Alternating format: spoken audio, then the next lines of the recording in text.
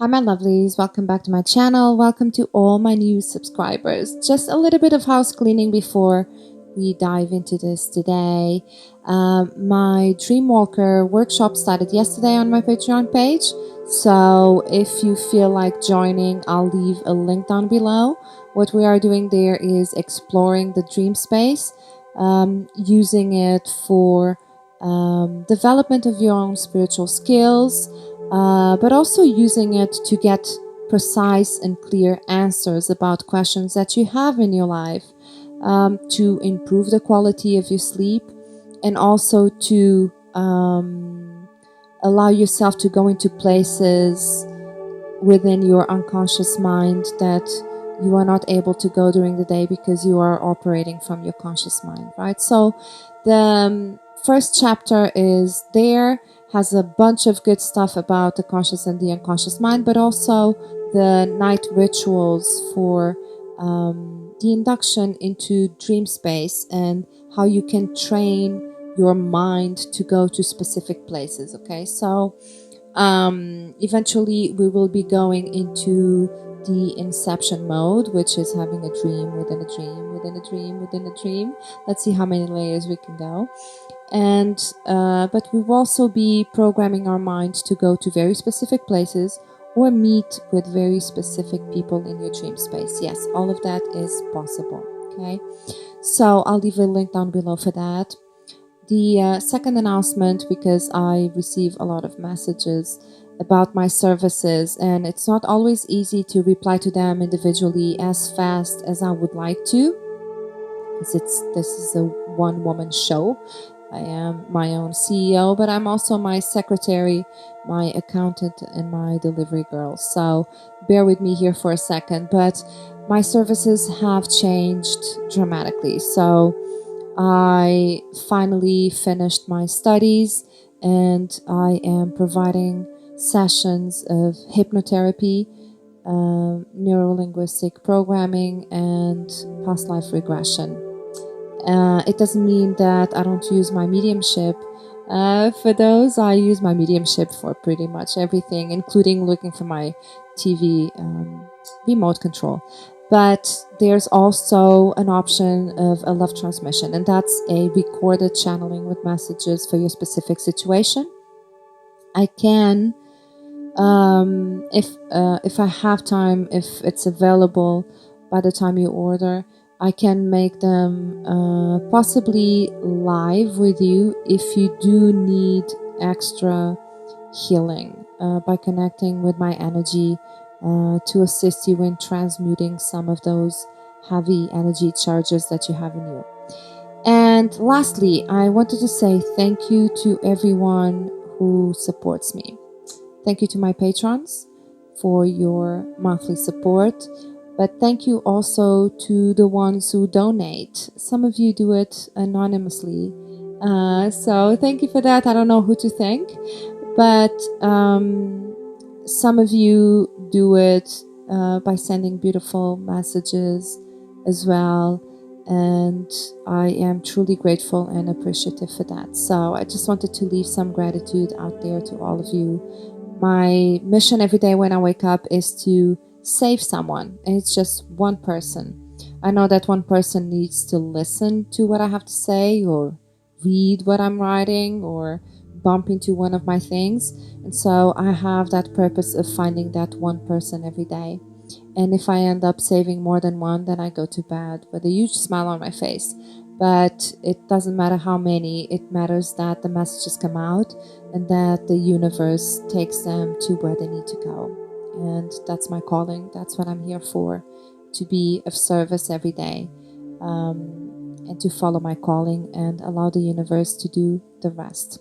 Okay, so getting that out of the way, I am going to start sharing some of my case studies in terms of hypnosis, because obviously, these are stories that are going to help you understand a little bit more about yourself, but this won't be exactly your case because you have your own memories. So for the ones who are not familiar with hypnosis, the process is basically bringing the unconscious mind into the conscious mind by putting you in a state of trance and bringing you back into some memories that were defining points in your life, where you started to create an alternative pattern of beliefs that have brought you here today. Okay, so you can imagine your life as, imagine a straight line, and that is how your life was supposed to be, if suppose is even applicable here, or should be, could be, shoulda, coulda, woulda, right? So imagine your life as a straight line like that, but it doesn't happen always like that. It happens as the branch of a tree, right? So there is a straight line, but then there's a lot of alternative exits to left and right that we create with alternative beliefs based on our own perception. And so what hypnotherapy does is bring you back to those forks on the road, you know, that defining moment where, oh my God, this is the day and the moment where I stopped believing in myself, or that I believe that I'm not worthy of having a loving relationship, or that money never comes to me easily, right? So that's what we do. We do that regression into that memory, and then I use neuro-linguistic programming to transform that belief into something healthy that will then allow you to change the course of your life today, because we cannot change the past, but we can go back into the root of the programming and, you know, deprogram it, change it into something else. I mean, if you were able to believe in something for so many years, for sure you are able to start believing in something else. You just need to change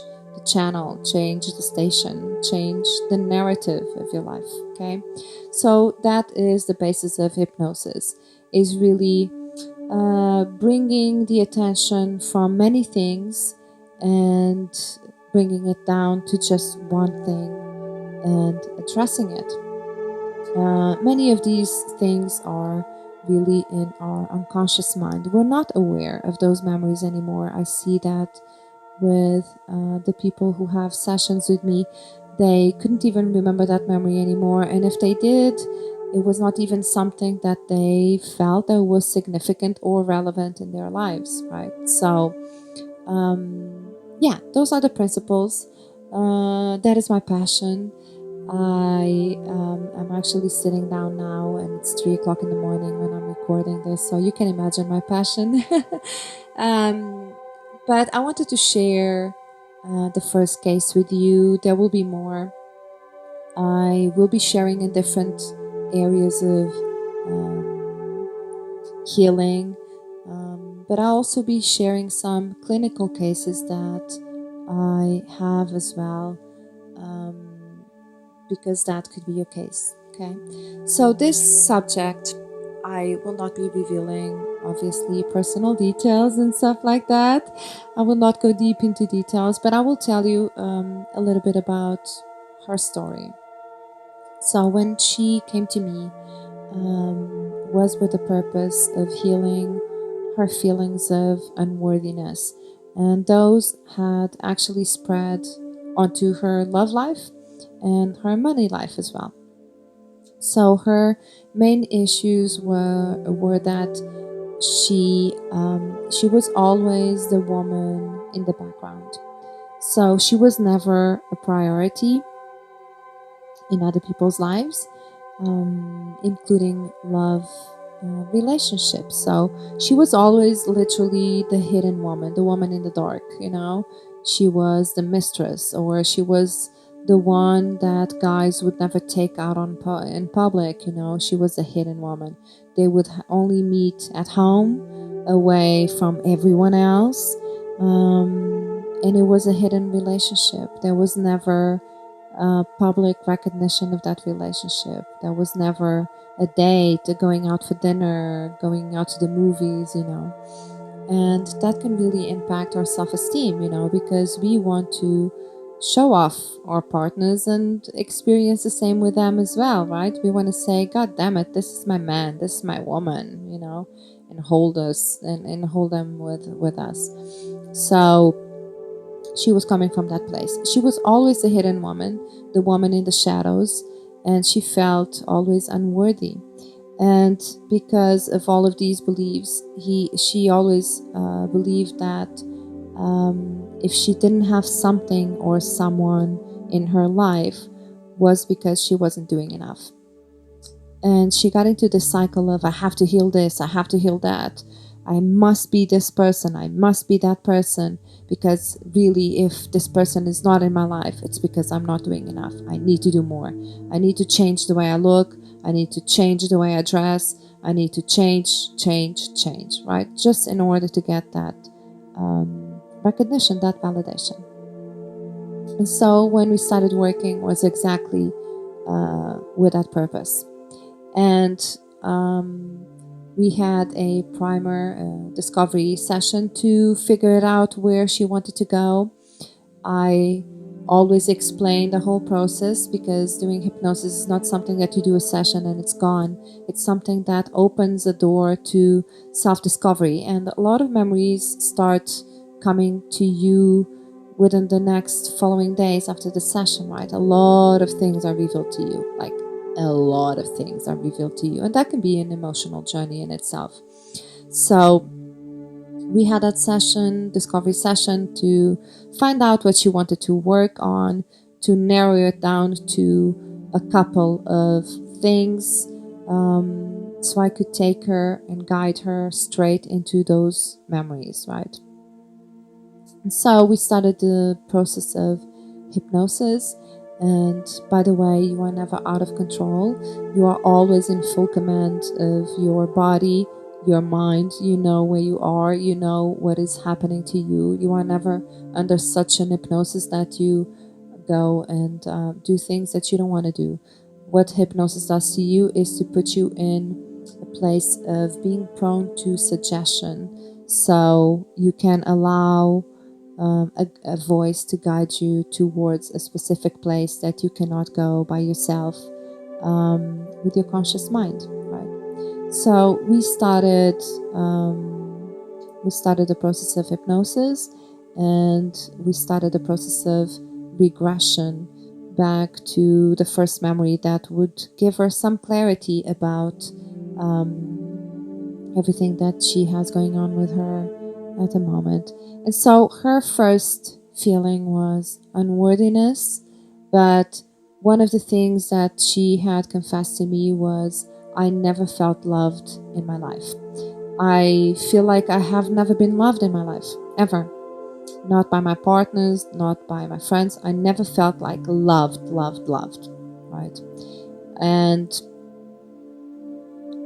I started to regress to the first memory, and she had access to herself as a newborn, breastfeeding. And as she starts to see this image, she saw her father yanking her out of her mother's lap. That was the first one, right? That was the first memory. And I actually was guiding her to a place where she felt unworthy for the first time in her life. So you see, your memories can go as back as you being a newborn, right? And that was the first feeling of unworthiness that she had as a memory archived within her, was that she was unworthy of receiving her mother's milk. And that's a deep one, right? And I apologize if I'm getting a bit emotional here, but I am there with them, so I live the whole experience as well. Bear with me. But that was the first time that she felt unworthy in her life, because she wasn't even worthy of receiving her mother's milk when she was a newborn. And I let her stay there for a while. I let her cry. I let her process the memory. And eventually I start to bring her back into a safe place where she could rest for a bit before we would dive into the next memory. And the next memory, I wanted to bring her to the first place where the first memory where she felt she was in the shadow, that she needed to be away from the public, where she had to be the hidden woman, the hidden person, right? And I started to guide her towards that memory, and she starts to get into it. And the first memory that she had of being in the shadow was her mom hiding her from her father around the age of 2, maybe 3. She was hiding her from her father, and she did that as a way of protecting her. That was her protection. And so she had made an anchor to the feeling of that hide and protection with the sense of love. So she somehow associated love with that protection, with that hiding. That for her was love, was protection. And so she had developed a pattern of attracting people into her life that were constantly hiding her. And she saw that as love. That was her concept of love, you know. You do, when people love you, people hide you. You know, people hide you to protect you. And she had created that anchor of an emotional state of being protected with the concept of love. And that was the thing that was allowing her today to have relationships in the dark. And even though she didn't want to have them, she was feeling okay with them. You know, she wasn't breaking the cycle. So that was the second memory, and there was a lot of emotional discharge from it, because usually what happens is, and believe me, I've seen a lot of people crying in front of me. I actually see that as a good sign. When someone cries during my sessions, it's a good sign. It's a sign that they went straight into the root of the wound, you know. They're not staying on the superficial anymore, trying to make logic of it. They dive deep into it and they feel it. And that's the only way to heal it, right? So that was the second memory. She was obviously very disturbed by it, but she had access to it, and she could then later on, obviously you don't understand your pattern right away. Sometimes you start to collect some pieces, but it's only when you come out of the hypnosis that you actually start to make sense of it and really understand why you behave the way you do, right? Because what hypnotherapy shows us is that we don't do the things we do for the reasons we think we do them. There's always something else that happened before, way back, when you were a tiny small thing. Okay. And so those were the two memories that she had access to. But I always end my sessions with bringing them then back to a memory that is completely the opposite emotion of what they are feeling now, because they need to be reminded of when the pattern started, but they also need to be reminded of memories that actually contradict that pattern that they created, right? So I want to show them a memory that will break down everything they have believed so far. And so her belief was that she was never loved. She was never loved. And so I started to guide her back into the first memory of being loved. And she managed to witness her own birth. And she saw the doctors putting her on top of her mother's chest. And her mother was kissing her and hugging her and caressing her like any mother would after a delivery. And that was the first moment that she was loved in this life. And all of a sudden, being loved by other people, by other men in her relationships didn't have such a weight anymore, because her unconscious mind was able to take her to the very genuine feeling of being loved. And there is no love like the love of a mother when you were born. And that comfort, I know, because I'm a mom, those are my happy memories. When I have to go back to holding my kids for the first time and breastfeeding and hugging them and actually smelling them, that is a happy memory for me. That's a beautiful anchor that I have anytime I need. But it not only gave her just the memory of being loved for the first time, it also showed her that she was born with a purpose. She was not here to suffer. She could be pain-free, because when she was born, she was not just loved, she was planned, she was desired, she was wanted, she was cared for. She was not an accident. She was indeed loved. She was not a burden in her parents' life. She was loved and wanted and desired.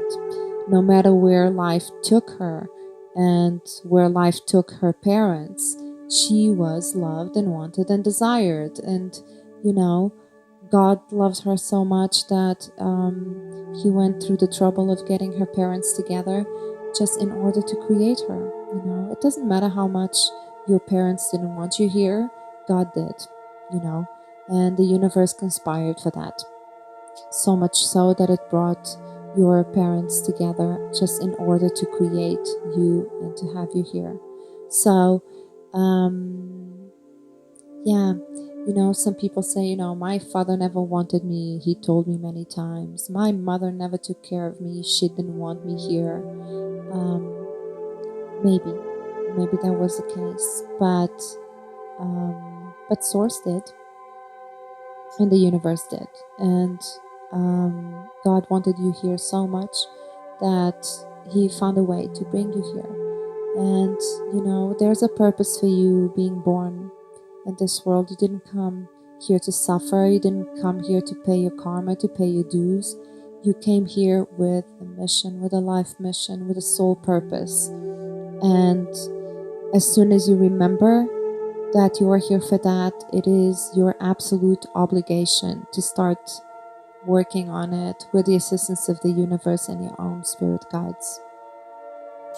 So yes, that is the first study case that I wanted to share with all of you. Obviously, these memories are very specific to her, don't necessarily have to apply to your specific case at all, but it gives you an indication of how memories are so significant in our lives, and also to explain that you never do the things you do for the reason you think you do them.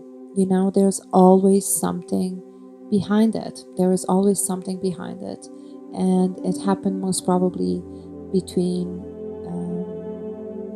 you being born and the age of 7, because that's the age where we're most influenced by our external experiences. So I'm going to leave it at that, but I will come back soon to share another one of my study cases. I will try to bring one from each emotion that we're trying to heal as much as possible, to allow more of you to connect with whatever it is that you're trying to heal within your life.